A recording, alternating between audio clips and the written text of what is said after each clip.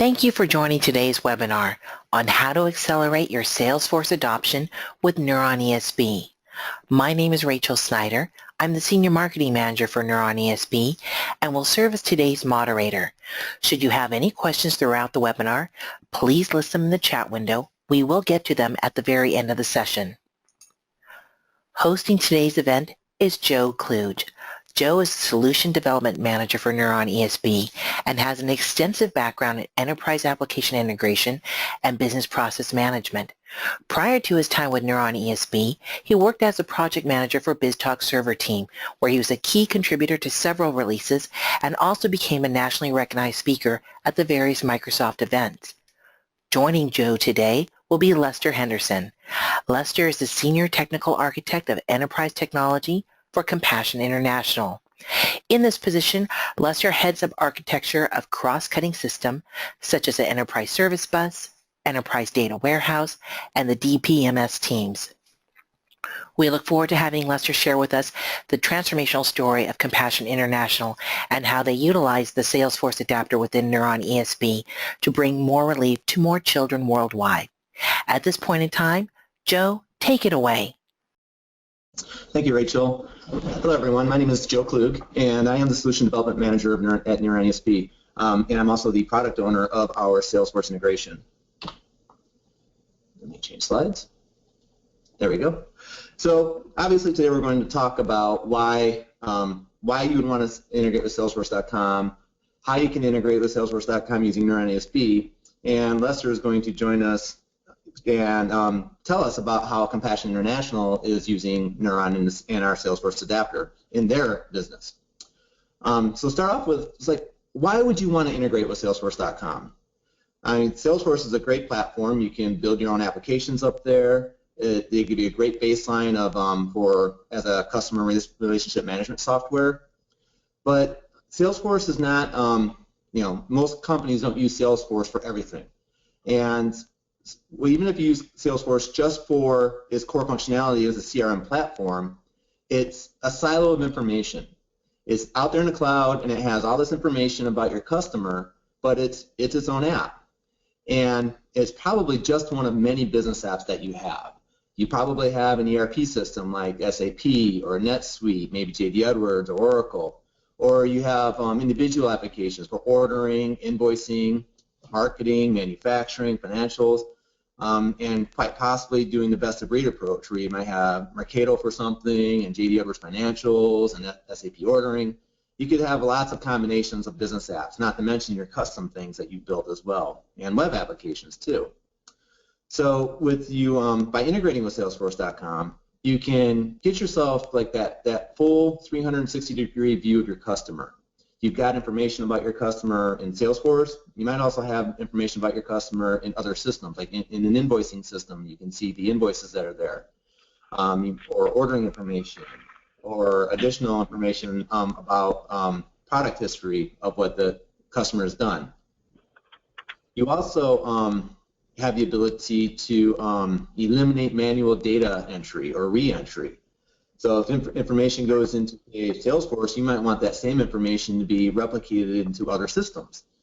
And and likewise in reverse direction, you might put some information inside of your ERP system that you want pushed out to Salesforce.com, so you don't have to go through this costly process of manually re-entering data all the time. You can automate some common business operations. So if, like Salesforce.com, you go and you have an operation and you take that, or not an operation, an opportunity, and you close out the opportunity, you can automatically create an order in your order entry system. There's lots of reasons why you might want to integrate with Salesforce.com, and so today we're going to show you how you can do that with Neuron ESB. Here we're talking about knowing your customer better through data integration. Better using when you integrate with Salesforce.com, you can have better marketing automation, where you can use Neuron ESB to extend your Salesforce integration with simplicity and ease, so that you can take that data from Salesforce.com and send it off to a marketing system for email campaigns or other things like that. Again, back with manual data, eliminating manual data entry. Critical financial data is fast and accurate. So you can, if you have a screen inside of Salesforce and you want to, when you're looking at a customer, you might want to see their invoicing history. You can click on a button, have that live data automatically retrieved from a back-end system that's either in the cloud or on premises and displayed inside of your Salesforce application. So you don't have to store that information in 2 different places. As Lester will talk about in a little bit, you can do things like synchronize your donors and pledges and possibly your donations without manual data reentry, so you know what's going on in both systems. And then again, you can get that complete picture of your customer. Like you can Arcado objects with Salesforce data without having to do a lot of extra programming, like with a point-to-point connection. So how would you integrate with Salesforce.com? Well, there's 3 main ways you can do it. The first way would be just to write custom code. It might seem easy at first, where you're like, oh, I just want to, you know, like I've got my web app, I just want to pull some customer data from Salesforce.com. They've got an API there, so I'm just going to write some code and go ahead and do that. And it, it is relatively easy to do once, but if you start going down that path, you'll probably find yourself writing a lot of custom code in order to do a number of different integrations between your business applications and Salesforce.com. So it really can become time-consuming and costly. Requires a lot of manual upkeep and a lot of technical expertise. You have to dig really deeply into what Salesforce has available from an API level, and it doesn't scale very well. Because when you're writing point-to-point integrations, a lot of things you're not considering are scalability, reliability, the ability to replay messages if you need to, and things like that. Second way you could integrate with Salesforce.com is use one of the multiple tools or applications that you can install from Salesforce's App Exchange. And a lot of these tools are really cool, but the problem with them is that they're very, very specific to a solution. Like you can go and download or add a tool to do email campaigns. You can add a tool that will automatically integrate Salesforce with SAP. You can get a tool to integrate Salesforce with just about anything from App Exchange. But the problem with those is that they're very difficult to customize. I don't know if it's impossible, but it could be impossible to customize them at all. They're very specific. And if you go down that path and you have a large number of business apps, you're going to have to buy a different tool for each integration. So you're basically building still point-to-point type of integration. It's just that now you're using tools that somebody else built, and multiple vendors are probably building these tools. So you're going to have a lot of vendors, a lot of tools, and a lot of point-to-point integrations if you go through this approach. So the third option is typically what you would want to do is use a middleware solution. You buy one middleware solution, you can reuse it across all of your integrations. You very easily customize the middleware solution for your organization, because there are no 2 organizations out there that are alike when it comes to software integration. And that middleware solution provides an infrastructure that gives you all the reliability and the scalability, so that your developers that are implementing the solution, they can focus on solving business problems and not writing plumbing. Because last thing you want to do is have to hire a bunch of plumbers to write your code. You'd rather have your developers solving actual business problems so that you can have a much higher ROI when you go into production. So now that we've had this little primer on how you would integrate with Salesforce.com, why you would integrate with Salesforce.com, I'm going to hand this over to Lester now so that he can talk to you about how Compassionate International is using Neuron to integrate their business applications with Salesforce. Take it away, Lester. Thanks, Joe.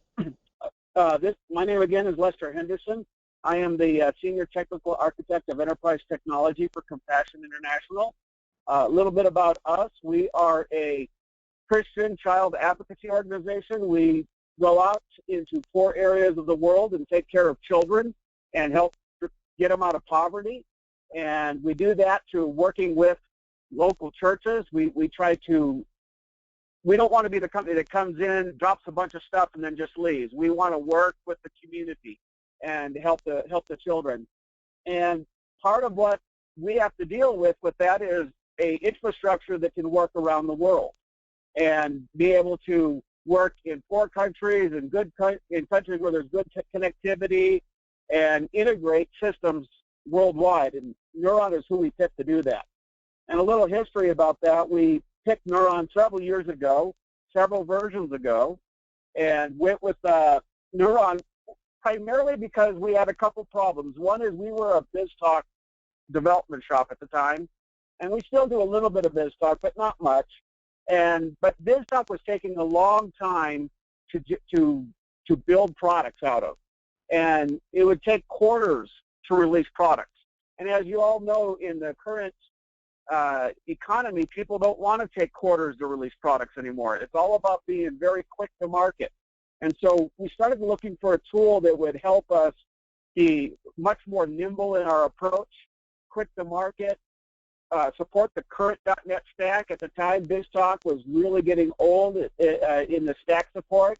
We also wanted WCF support and REST support. And Neuron was the product that we picked and chose.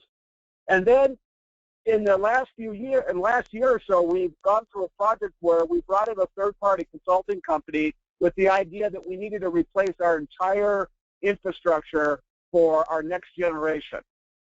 And with that project, that company recommended we bring in MuleSoft. So we did a bake-off with MuleSoft and Neuron, and in the end, we decided to stay with Neuron. We were very pleased with the results.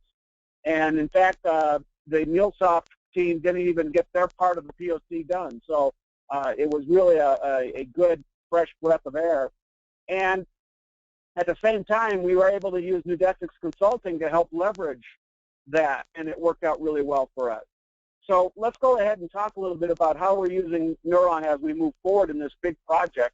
This project is, we're moving from everything being done on-site with a homegrown ERP to everything being done through SaaS applications, some on-site applications, and being worldwide. We're pushing some of the work to be done out what we call the field and our partners rather than being done here in the U.S.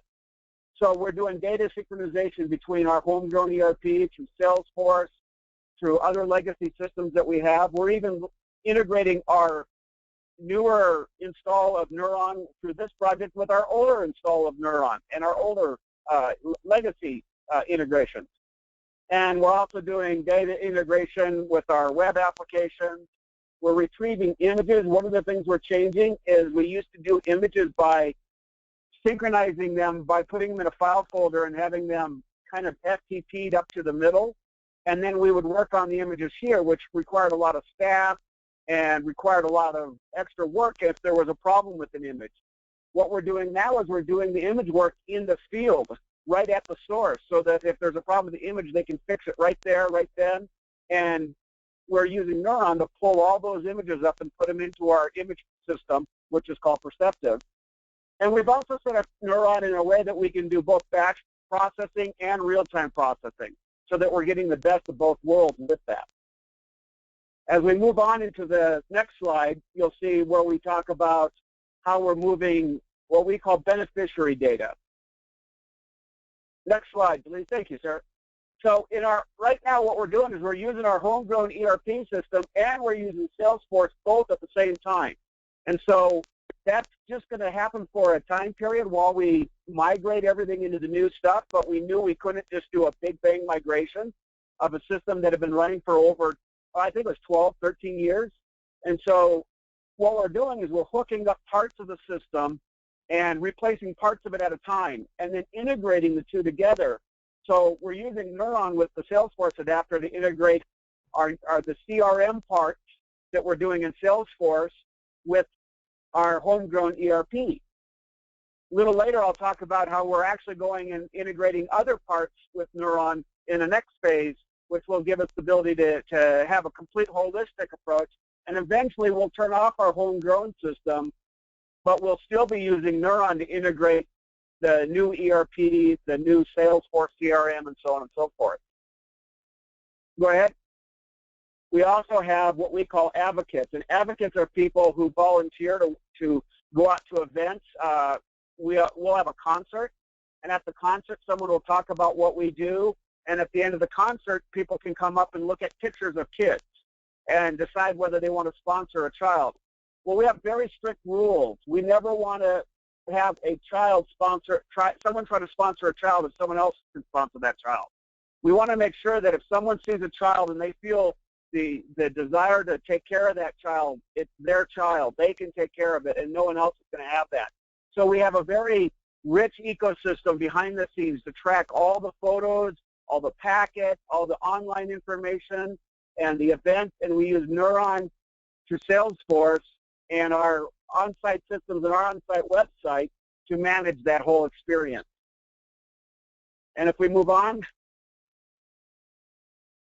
the other thing we do, as I mentioned this earlier, this is where we have our child photos are taken in the field. They put the photos on local hard drives out in the field, which is in 26 countries around the world. These are in the 4 areas of the world.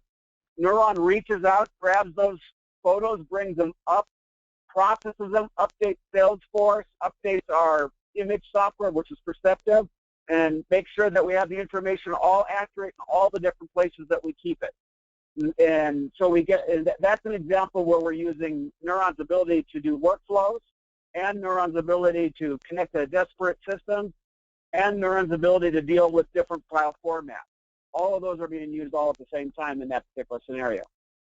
Then the last thing that we have a slide on is where we're taking, I talked about the child photos. Well, what we have to do there is we actually have to go through a printing system.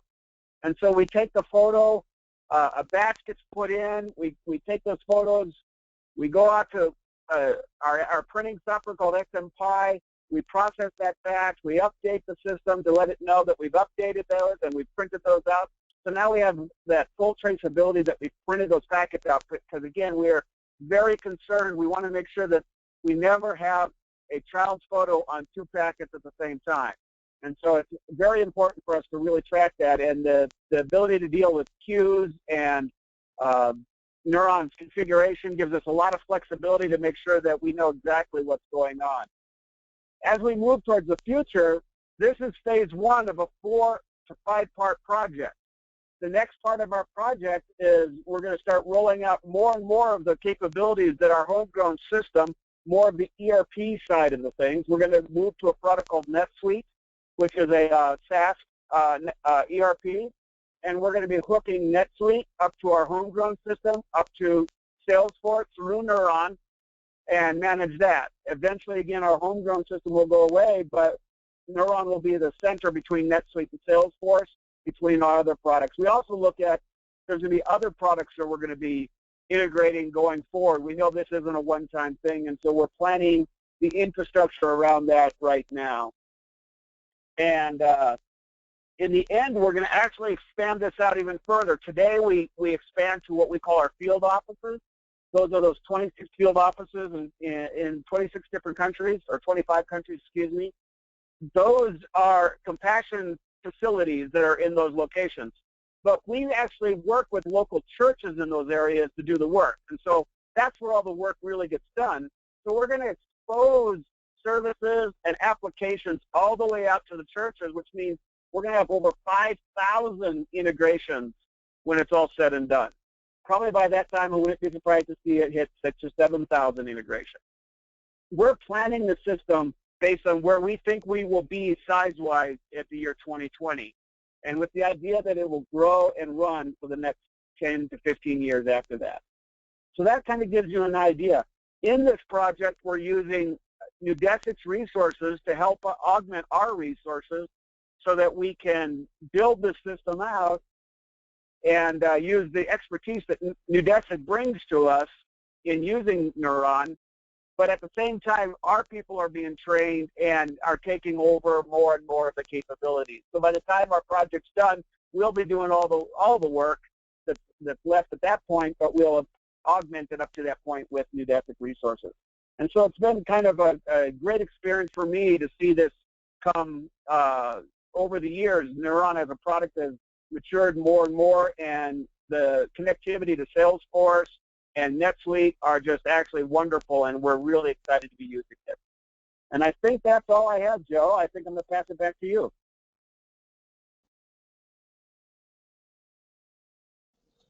Thank you, Lester. You folks at Compassion certainly are solving a unique set of problems with Neuron there, and I always love to hear your story. So now that you've heard a really interesting customer story from Lester, we're going to talk about Neuron and the Salesforce adapter that we now ship with the product. For those of you that aren't fully aware of what Neuron is, Neuron is, we like to tout it as a very simple solution to solving complex integration challenges. It's a very easy to use enterprise service bus. It simplifies your messaging requirements, workflow, systems integration, web service enablement, allowing you to quickly integrate your different applications and speed up your adoption of service-oriented architecture. It's completely based on the .NET platform. So we tout ourselves as the ESB for the .NET platform. And we give you codeless different applications, Salesforce.com being one of them, but we also have Dynamic CRM, we have NetSuite, and there's more and more of these connections coming out all the time. It really requires little to no special training. And the next slide will focus on this a little bit more, so I won't go into it too deeply here. But one of the nice things about Neuron is that many of our customers do all the work themselves, and they find themselves able to deploy projects in a matter of weeks as opposed to months, and in really bad cases years, depending on who your middleware vendor is. And that speaks volumes right there. So you can quickly see the benefit of purchasing Neuron within your organization and how you can very quickly deploy these different integrations. We've done some customer studies on how long or on how much it really costs to deploy Neuron. Like when you start thinking about, okay, I need to do integration work here, your product software cost is really quite minimal compared to the amount of services you end up paying for and your operational cost of that middleware once you're in production. And through our, based on our customer studies, we have found that Neuron is at least 7 times less expensive than many of our competitors. The software cost is less, our services cost is less, especially if you're doing most of the work yourself, and operations is also way down compared to many of our competitors. With Neuron, you can leverage your existing .NET resources. There are lots of .NET resources out there. .NET's a fairly simple platform for folks, developers, to learn, and many of you guys out there have at least some form of a .NET shop. And when customers buy Neuron, we will typically take their existing .NET developers and train them up on the product so that you don't have to go out and get those specialized resources like you would if you purchase BizTalk or MuleSoft or Oracle or TIBCO. You don't need to pay consultants to come in and do it. You can. We're happy to work with those consultants, but quite often we can actually just come in and train your own .NET resources to use the product. So when you want to integrate with Salesforce, successful adoption of that integration starts with simple integration using Neuron ESB.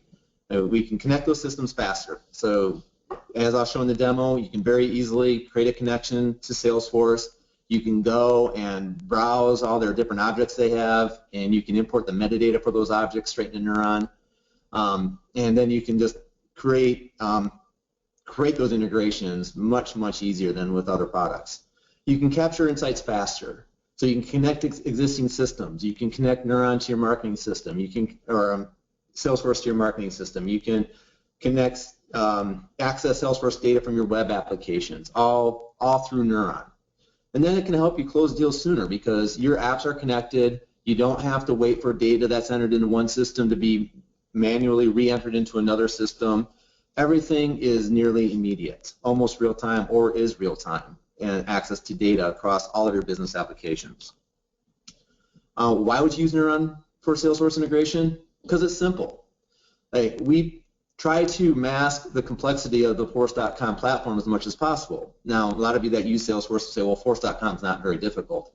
It's not, but again, we try to make it even easier so that folks that have never used it before don't have to go and attend a week-long class on the Force.com platform just to know how to integrate with it.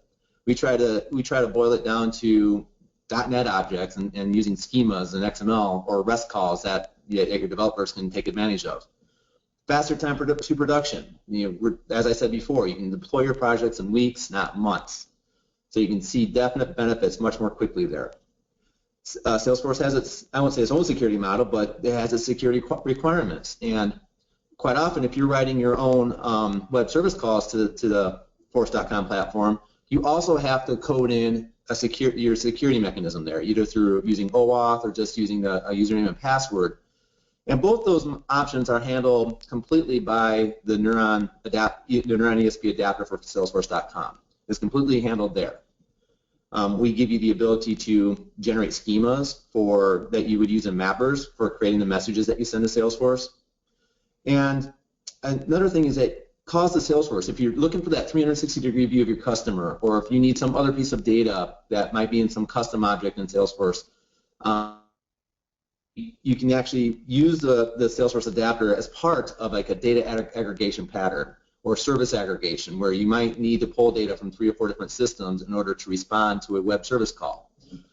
So all good reasons for using Neuron for Salesforce integration. So what do you get with Neuron ESB and Salesforce integration? Well, we provide bidirectional integration. And what that really means is that there's 2 modes. In subscribe mode, that means that messages are sent from Neuron ESB to Salesforce. And this supports all the standard operations that the SOAP API or the REST API provides, like create, upsert, delete. And we also support querying, so you can query all the objects in Salesforce as well. And with that, you can just send a SOQL query, SOQL, for those of you that are familiar with the Force.com platform. You can use Neuron to make a SOQL query and get back simple queries or even complex query results. We also have the adapter in publish mode. And what that means is that Salesforce is going to push events to Neuron through outbound messaging. If you're familiar with Salesforce and the outbound messaging mechanism, you can set up an outbound messaging connection as well, and then use that within a workflow handler inside of Salesforce, so that when you create or update, say, a contact, that event is pushed to the outbound messaging queue and then is directed to Neuron via, it is still a service call, but the adapter handles it itself, and I'll show you a little demo of that in a bit.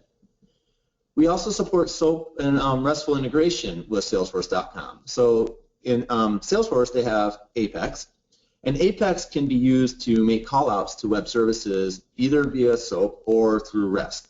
And that's some of what Lester was showing you in those slides before, is that they're actually from Apex code making some calls that are being routed to Neuron.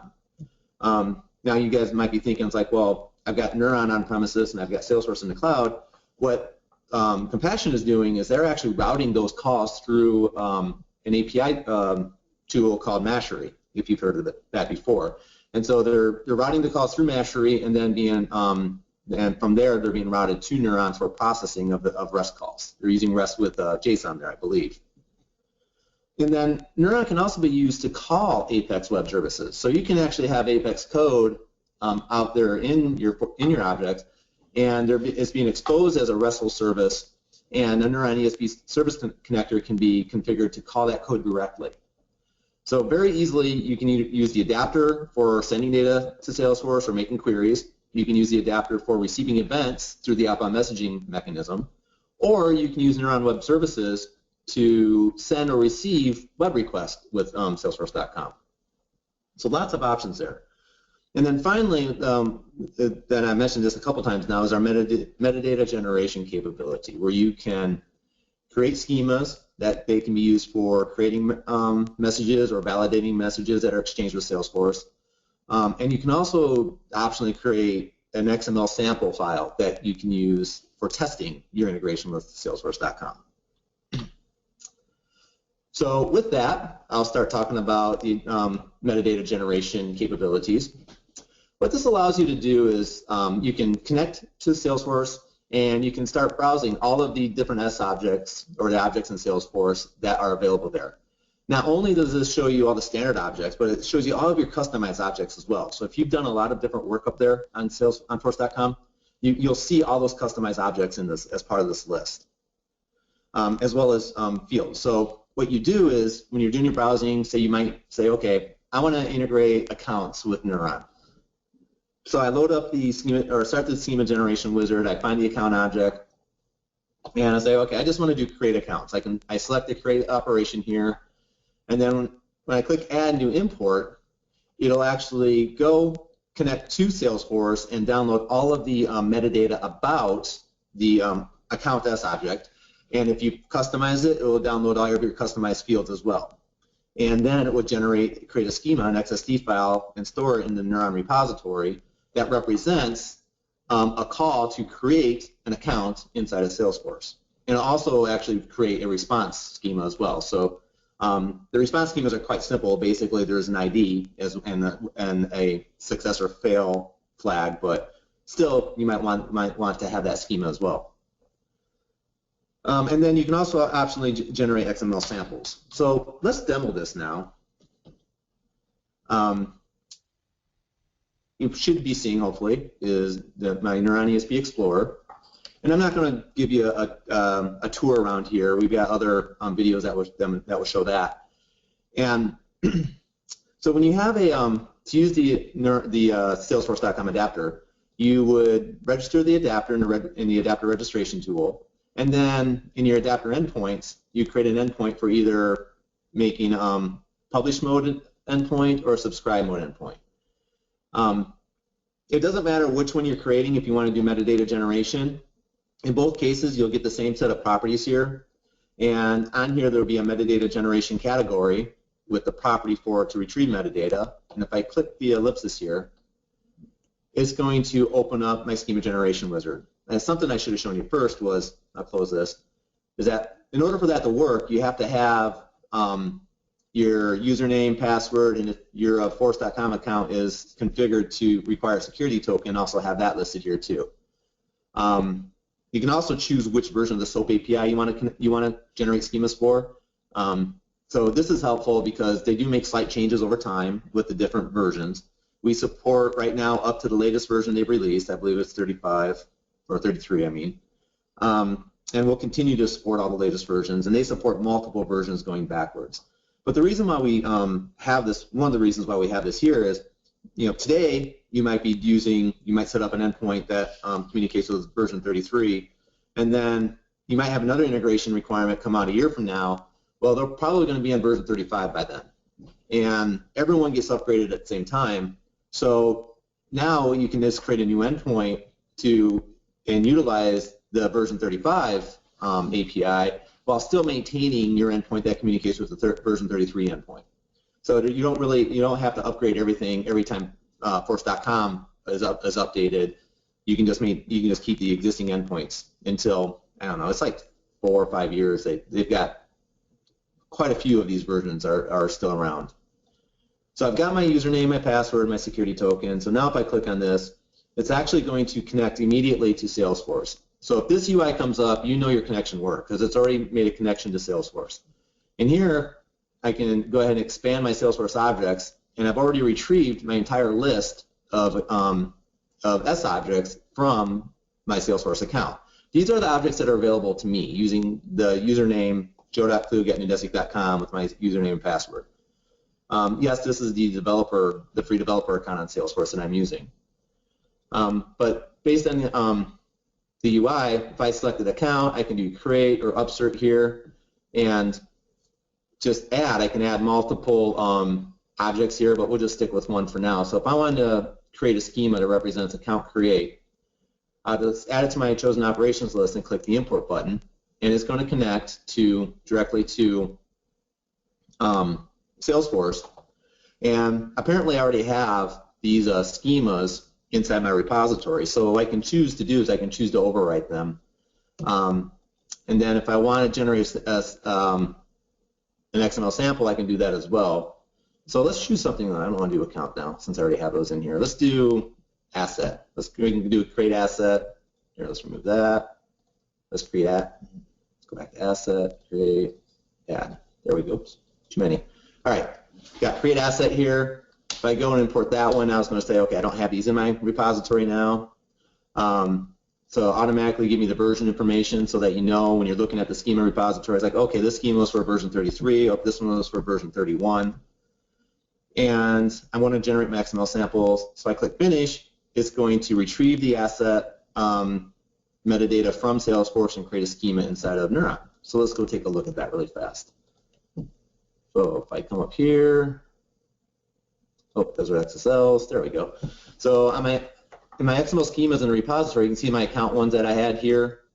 I have two schemas for it, one that contains my S object, and you can see like these are all the fields that are part of an account. And this is the one that represents the create and the create response part of the call to Salesforce.com. And you can see also my asset here. And I also have contact create, and I have a contact upsert as well. So you can use these schemas inside of any mapper to create an XSLT for mapping from one data format to another. Then so that's really helpful. If I go to the XML documents part of the repository, you can see over here that it will generate a sample based on that schema. Now the data isn't accurate, but you can come through here and you can literally copy and paste this into our test client and eliminate all the fields that you don't want to send, but just to say for contact, I know that one better, so we'll go to and look at that one. Say, okay, I just want you to test out my first name and last name and see if it will create a contact. You can eliminate all the other fields, put in those, and run a test message with this in there, and see that it'll automatically just work with Salesforce.com. It's quite simple to use.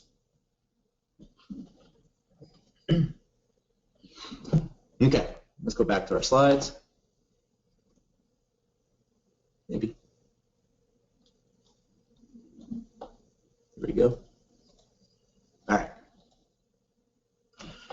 So that was metadata generation. Now let's talk about the Salesforce adapter in subscribe mode. Again, what this means is that the adapter itself is going to receive messages from the bus and then send those request or query operations to Salesforce.com and return a response to the bus. The source of those request messages can be another ERP system. It could be maybe it's another CRM system that through mergers and acquisitions you've just purchased a big company that is running dynamic CRM, and you want to make sure that everything that gets put into their dynamic CRM system gets put into your Salesforce.com instance. So you could do that very easily. It could be a custom application. The source could be just about anything. And what needs to be done under the covers is that the source data needs to be transformed into an object that is correct for Salesforce, and then those requests would be sent off to Salesforce and would be successfully complete. So in subscribe mode, we're sending messages from Neuron to Salesforce, supports all the S objects. Everything I just showed you in that metadata browser is intended to be used in subscribe mode.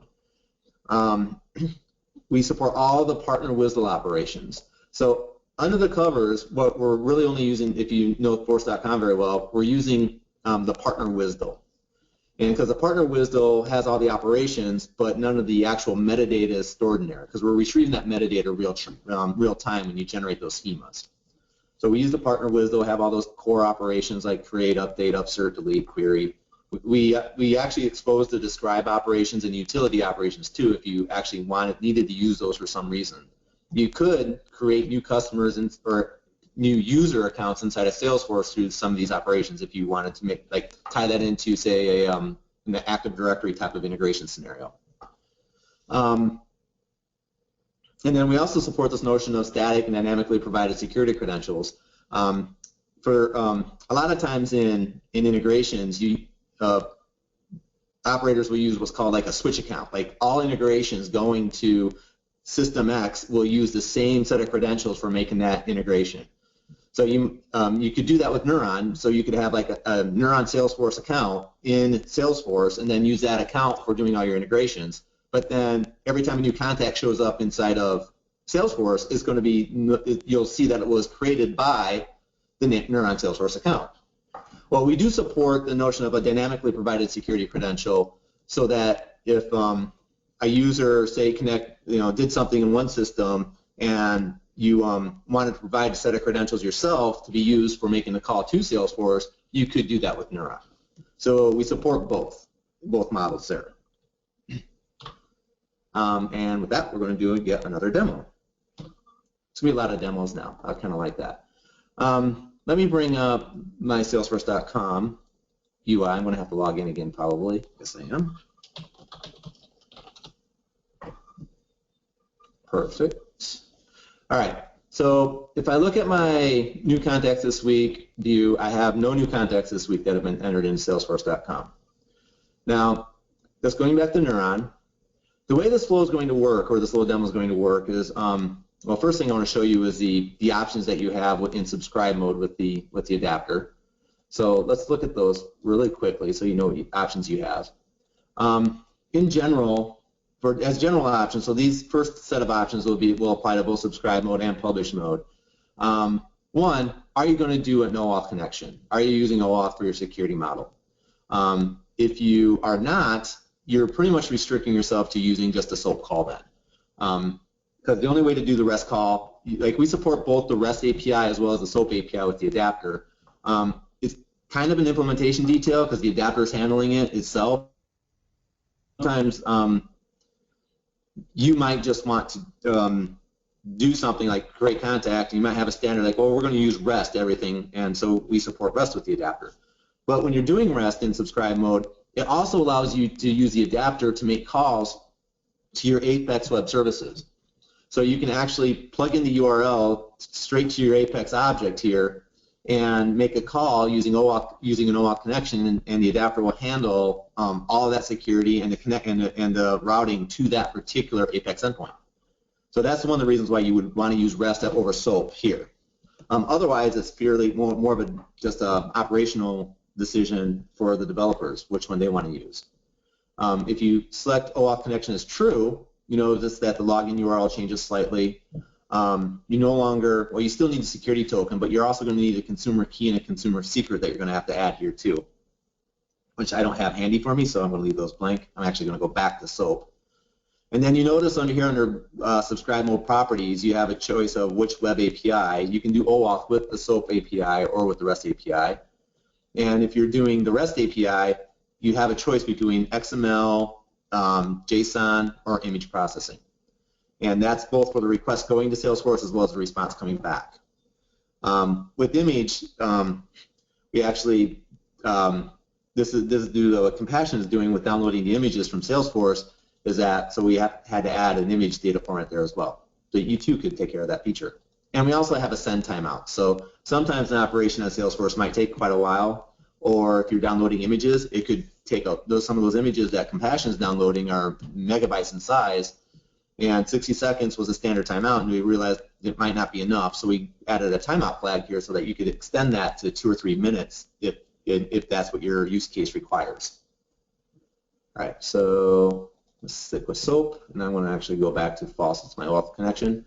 You notice here with my SOAP API version, I can select, we support back to version 28, and the reason why we don't support any in the previous is because version 28 is when we released the Salesforce adapter. Since everyone always has the latest version of SOAP API available to them, all new development should always be done on the latest version of the SOAP API, in my opinion. Let's see. You can also control how many concurrent connections we have to Salesforce.com. This, by the way, bumps up against your API connection limit, or the connection limit for your APIs at Salesforce, so you need to kind of handle that, watch that closely. Yeah, and that's pretty much all of the subscribe mode properties. I'll talk about the publish mode properties in a little bit. So part of this demo, the actual data flow of this demo is I have two sources of data here. One, if you've ever seen a Neuron demo before, you're probably familiar with what our test client looks like. Our test client here is something we ship with the product that can be used to connect to Neuron and send request messages and get response messages back. So I'm just going to use this test client to send like a contact. I'll call this my canonical contact format to Neuron, and then Neuron will route that off to Salesforce.com and send me back a response message. So just really simply, what I'll show you what's happening under the covers with Neuron is I've created what we call a business process. A business process is a stateless, in-memory process that can be used for simple things like a veto pattern. In this particular case, what we're doing is I'm actually going to take the address here. So if you notice, I'm just sending in a street and a zip code. I'm going to take that address and I'm going to send it off to a what we call a service endpoint to call a web service that's going to do an address validation and return back a properly formatted address. The particular service I'm going to be using is called Smarty Streets, and hopefully I haven't reached my API limit with them. They give you like 250 free calls a month for the free account here. But it's pretty cool. I can send them that address. It's like just a street and a zip code, and they'll send me back a fully formatted street, city, name, zip +4, latitude, longitude. And I'm going to take all that information I'm getting back, and I'm going to map it to the Salesforce contact mailing address. And then when I create my contact, all that stuff will be put in the Salesforce for me. So my steps here is I'm basically saving my original request. In this step, I'm creating I'm using code to create the request that will go to Smarty Streets. I'm using a RESTful call here, so I'm doing a full query with an auth ID, an auth token, street, zip code, and then making the call. In this particular C# step, I'm taking the response back, and again, I'm doing it in code, where I'm taking the response and I'm inserting a verified address into my original contact request message. So my canonical message is going to have an address as well as a verified address in it. So that's what's happening. That's what I'm doing with my contact going in. And then the final piece of the puzzle is converting that canonical contact into the Salesforce version. So I have another business process that will be executed by the receiver of the data, so by the Salesforce adapter subscribing endpoint, and it's going to transform my canonical object into the Salesforce contact create object. And this is just going to execute the XSLT, which I've already created. That XSLT is actually stored over here. I have two of them, but I'll just look at the create one. And so I've got this XSLT that's going to create the create contact call for Salesforce. All right, and I'm going to demonstrate doing this with two different tools so that you can show that, show the value of an ESB. So one tool I have here is my test client here. My test client, I've got contact named George Washington. This is the address of our Seattle office. I happen to live in Redmond. Yeah, we'll just call him George at newdesic.com. So if I send this message as a request message, it's going to be submitted to Neuron. Neuron is going to turn around and call Salesforce, and I've already gotten a response back. So it was pretty quick, and I haven't even run this for a while. If I go up to Salesforce now and look at my contact list and do a refresh here, I've now got contact for George Washington, and you can see that I've got my fully qualified mailing address here. I didn't even look to see where the latitude and longitude were. I don't think they're stored here where you can see them. I would need a different view to show you that. But this is the fully qualified address with the zip +4 there and everything. So none of that was added. And what you could do with this response here is, so if you were able to track an external ID, like the Salesforce ID of the contact inside of your other application, so maybe your homegrown ERP system, you would save this there so that all maybe subsequent updates to your contact would then reuse the Salesforce ID so that on the update, Salesforce knows exactly which contact you want to recreate or that you want to update. Now, the other way I want to send a request message to Neuron is I've created this little bit of UI form here. I'm not the most UI-centric person on the planet, but because I do systems integration, so I put this together really fast. I'm going to have it create a contact just that represents me with my email address at the same mailing address. So if I go ahead and click submit, it's going to make the same request to Neuron. This one's actually through a web service call though, and I got back my Salesforce contact ID again. And if I just follow this up by going back to Salesforce, let's go back to my contacts. There you go. Now I have Joe Klug as a new contact inside of Salesforce. And if you look at the URL here with the 003i followed by a bunch of zeros there, and I went back here, there's the ID right there that matches it inside of there. So really simple to do an integration with Salesforce.com. I literally created this secondary integration in about 15 minutes this morning while I was waiting for this presentation to start. So I just kind of threw it together and wanted to show it to you really fast. All right, so back to the slides. Now the last piece I want to show you today about the adapter is how to utilize it in publish mode. This is where you're using the outbound messages to send events to Neuron via a web service call. And when you set up an outbound message inside of Salesforce, it's attached to a workflow which gets fired on either the create or update event. And Neuron will listen for those events on a configurable URL. One of the things that was we added to this adapter that I think is really cool if you're using outbound events is the ability to dynamically, or actually not dynamically, but to set up routing based on the event you receive. Because you would have two choices. You could set up a publishing endpoint for every single type that you want, for every single event type, or you could set up one endpoint, or one publishing endpoint, and then point all of your outbound messaging to that same endpoint and have Neuron route them based on which outbound message it's receiving. So this is really cool because now you don't have to put any routing logic in as custom code. It goes back to being configurable. And we'll just show this really fast from a UI perspective. We're starting.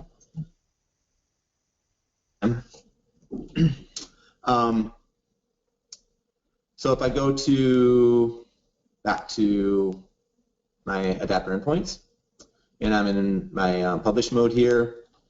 So in publish mode, you will always have like a topic that you have to publish to, and this would be the topic that would be used if you didn't have either anything set up here, or if an event was received from a different outbound message inside of Salesforce.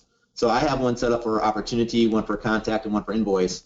If there was another one for, say, asset, and I received that, it would automatically default to this one.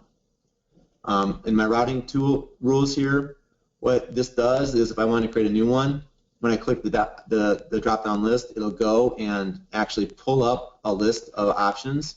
These are like the actual outbound messages that are configured inside of Salesforce. So you know, it's like, okay, I want this one, and I want it to go to the topic opportunity. Now I already have one, so I'm not going to save that. This is the URL we're listening on. You can configure that yourself, including the ports. And then the option to audit the messages if for some reason there's a failure while trying to do the publish to the bus. You can put it into our failed messages table in a database, so the message isn't lost. Let's see. I can actually demonstrate this really fast. I have another test client here that has nothing in it. This test client will receive the event that is fired to Neuron.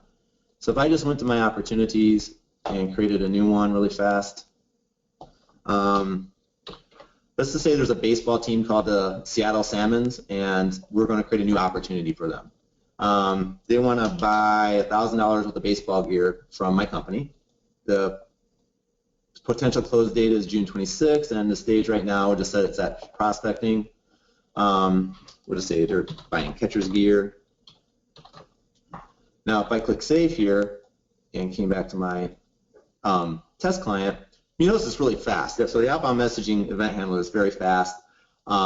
This is my event. If you look, I've got my catcher's gear here. I didn't do any data transformation. This is the raw event received from Salesforce. So what you would do is you would take this and transform it into a message, either canonical format or a format that will go to your ERP system or other business app that would be receiving this opportunity. So that's what I have for a demo today with Salesforce.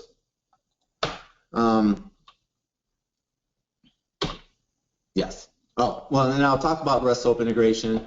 I already covered this, but when you send requests from Salesforce to Neuron, you can use to like retrieve data in on-premises systems. So maybe if you want to retrieve that invoice data from your financial application and display that in a Salesforce app, you can do that. You can actually have the Apex call out and do that, or order data from an ERP system. Apex callouts are via REST are well, it's Apex code. So if you know Apex, you know how to use the HTTP objects there to make REST calls. Setting up inside of Neuron is really simple. You configure a client connector, and just you have the URL and you point the Apex code to call the Neuron client connector, and the request is routed into Neuron, and then you can do normal Neuron development or configuration to route those requests where they need to go. Sending REST requests from Neuron to Salesforce is just as simple. You have an Apex class that's been exposed as a web service. Maybe what you want to do is like have a screen that's updated live with an order number because you have a very asynchronous process where you close the opportunity, that opportunity gets sent to Neuron to create an order in the ERP system, but that order creation might take a while, like 2 or 3 minutes. And you don't want the user to have to wait for a response. So the users can continue working on the opportunity in Salesforce, and then Neuron can call back the Apex Web Service, and the Apex Web Service can automatically update that UI with the order number then while the user's still working on it. So it's things like that that you can do with REST integration from Neuron to Salesforce. So with that is the end of the presentation, at least my part of it. I'm going to hand this back over to Rachel. So she's going to moderate questions. And thank you for your time. Thank you so much, Joe. And Lester, we really appreciate and are very honored being part of Compassion's program going after your initiatives. A question that came in is, do you use bulk APIs to make calls to Salesforce? We do not at this time. So all of our calls are on a message-by-message basis. But one of the things that we are looking into possibly in the future is to use the bulk API for doing bulk data uploads or downloads. Okay, thank you. It's on our list of things. There was also a question earlier. You had said, Joe, that the value proposition and the demonstration is that it's so easy to use instead of doing things by hand. Can you elaborate on that a little bit?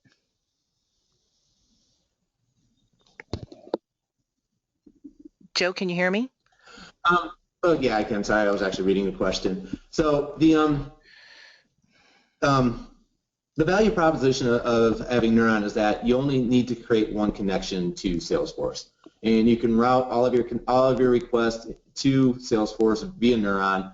When you start doing things by hand, you're creating point-to-point connections, and I think any company that creates a single point-to-point connection will think it's easy. But when you really want to think about the infrastructure that you need to build to go along with that for having reliability and scalability, the ability to replay messages if they fail, or to provide an auditing infrastructure if they fail, that's the value prop of using Neuron with the Salesforce adapter versus any type of custom coding.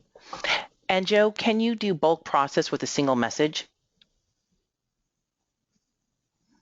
Bulk process with a single message? Correct.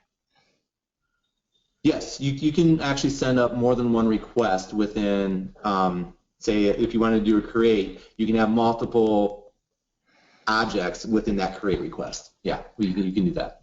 What does Neuron use in the back end for managing the messages? Is it SQL or MSMQ or something else? So Neuron is actually configurable on how you want that to work. You can use MSMQ as the underlying infrastructure. We call them transports for the messages. And in that particular case, you have full durability of the messages within Neuron. So if something goes wrong, say someone kicks the power cord on the Neuron server, none of those messages are lost. If you're doing more of a request-reply scenario where you're trying to query data from Salesforce, you might want to use a slightly faster transport, so you can configure Neuron to do it in memory using a TCP transport or even named pipes, which is super fast. And because in that particular scenario, you're trying to do data retrieval, you don't really care if that particular request is lost. The sender of that request will be responsible for resending it. So we kind of use both. We do not use SQL Server or any other form of database for message message routing, I should say. We do use SQL Server for storing failed messages as well as audited messages, so you have a message history, but we don't do it for actual message routing. And Joe, because we are running out of time, this will be our last question. The question is, if one is pretty good with the Apex code, would they be able to figure out the code required to use Neuron ESB? Oh yes, definitely, because Neuron ESB is like if you're doing a REST call, definitely it would be the Apex code would be no different for calling Neuron than it would be for calling anything else. And if you have a Neuron client connector configured with a WSDL, you can import that WSDL into, or actually, I call it import, but I think Salesforce basically is like you go and grab the WSDL and it'll generate Apex classes automatically for you based off the WSDL, and then you can call out to make the SOAP calls to Neuron, depending on which way you want to do it. Perfect. Thank you so much again, Joe and Lester. We appreciate your time and everyone for joining us. Just so you know, we will be sending out the recording to everyone after this webinar and making sure that if there's additional questions that you would like to have answered, please let us know. You can always reach us at www.neuronesb.com. If you're not currently a Neuron customer, you can definitely do a trial run, a free 30 days of Neuron. And also, if you'd like to learn more about Compassion International and how you can change the life of a child today, please go to www.compassion.com so you too can make a difference. Once again, thank you so much for joining us.